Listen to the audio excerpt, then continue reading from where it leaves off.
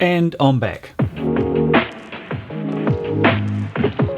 2022 was the year that I went all in with my real estate media business, and in this video I'll explain the 8 key lessons that I learnt. Hi, I'm Grant, and for those of you that follow my YouTube channel, you may have noticed that I've been awfully quiet over this last year. So what have I been up to? A lot of you that may have seen some of my videos will know that I am a specialist real estate or property video shooter, and essentially I still am. However, I found I was losing business to my competition because I wasn't offering the full range of services, mainly being photographic stills and 3D property tours. So to cut a long story short, over the last year I've been putting a lot of effort into upping my game with my photographic stills and 3D tours. So now with my local real estate media business, I offer video, drone, photographic stills, dusk shoots, 3D tours and floor plans. A consequence of this was that I took a break from my YouTube channel while I concentrated on getting my skills or my services up to a level where I was confident to offer them. However, as at the time of recording this, we're now going into autumn down here in the southern hemisphere, so my local work is slowing down and it's time to get back on or update my YouTube channel and my real estate video courses that I offer over on my website.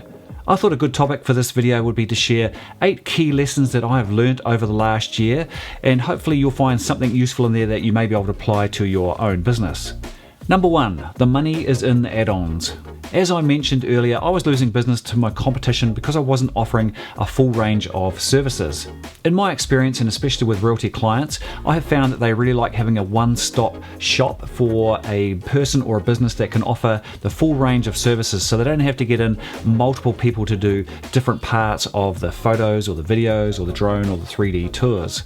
From our perspective as a real estate media provider, the more services that we can offer or do when we are on the job at a property, the more profitable that job will become.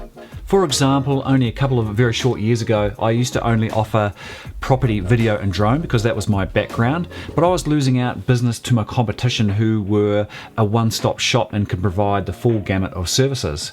This also meant due to competition there was a downward pressure on prices that you could charge for specialist property videos and drone work. Now this doesn't mean that every job I go to now that I do everything from photos to drone to video to 3D tours. In fact, far from it. One of my biggest clients now actually only uses me for video, drone, 3D tour and floor plan, and they still get in a photographer to do the photography, and that actually suits me quite well. But because I can now offer 3D tours and floor plans, this actually ups the amount of revenue that I can earn per job. And because I offer the full range of services, this helps keep me in front of mind with my clients, even though they won't necessarily use me for all of those services, and very often they might just get me in for a 3D tour or a video or sometimes just a drone or a drone shoot. And this brings me to lesson number 2, and that is video takes third place. Looking back over all the jobs that I did last year, a lot of my clients still obviously know me as a video specialist, so I probably still did more video jobs than photo jobs and 3D tours. In fact, interestingly, the second most common job that I was asked to do behind video was the 3D Matterport tours. However, I keep an eye on my competition and listing websites, and still looking at, and I'm sure this is the same in most of the places out there that perhaps you are watching from, and that is still the most common products in demand and in order I have found. Number 1 is still photos. It's very rare that you'll get a listing without having photos. Second place, or the second most common service required I have seen and experienced, is drone, and in third place is video. 3D tours were taking in 4th place, and lastly floor plans, and that's what I have experienced over the last year and have seen here in my local and national market here in New Zealand. I would hazard a guess this is similar to most Western markets.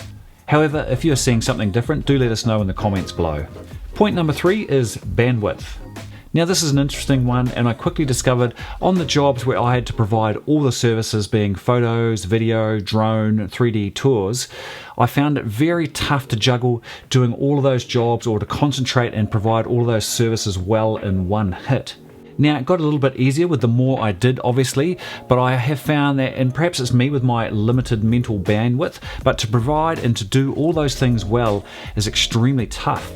Maybe it's just me, but I found it especially tough when you're doing a photo and video job all in the one hit, because it it's actually quite a juggle to figure out and make sure that you've covered everything, that you've got all the angles and all the shots that you need for your photos, and then to turn around and to do it all again for video. And often on those jobs you have limited time that you want to get in there and get the job done, and sometimes you may have had the real estate agent with you or the property owner or perhaps a dog or a small child, and that just made the whole lot a lot tougher. I haven't come across very many operators that can provide a high level product for all those services on one go.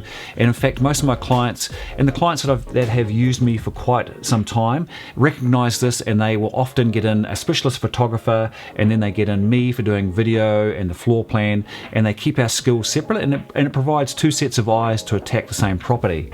And I quite like this as it plays to my skills as a specialist video shooter. Number 4 is all about volume. This will be fairly obvious to you seasoned property shooters out there, and essentially the real estate media game is all about volume. And by that I mean, to make a good income, it is essentially turning around as many jobs as you can with a solid product and a competitive price. I would also add in there that you need to look after your mental well-being and your job satisfaction when providing these services, otherwise you will burn out pretty quickly. Also, the barriers to entry to the real estate media market are not high, so therefore there's a lot of competition, and the prices that you can charge are not as high as other specialist photographic or video production jobs. And at the time of recording this video, my annual revenue for the past year is actually down on the previous year, and this is mainly due to the volume of listings coming onto the market. It's not so much the price of the properties, but it's the amount of properties being listed, and that's what I found in my experience has directly affected my income. Point number 5, gimbal only. A few short years ago, before gimbal technology and affordability became what it is today, I often used to use my slider and tripod on jobs alongside things as my drone and the early gimbals. However, now I pretty much exclusively shoot with my gimbal only on real estate video jobs alongside my drone when it is needed. My slider is now up on a shelf here just out of shot collecting dust, and my tripod is still here, but I have still occasionally used that for different style, perhaps more architectural style video jobs. There is no doubt that the handheld gimbal is both quick and efficient, and you can also use it to replicate some of the moves that we used to use the slider for. And for those of you that are interested, I'll leave a link below to my current kit that I'm using to shoot real estate video and my stills.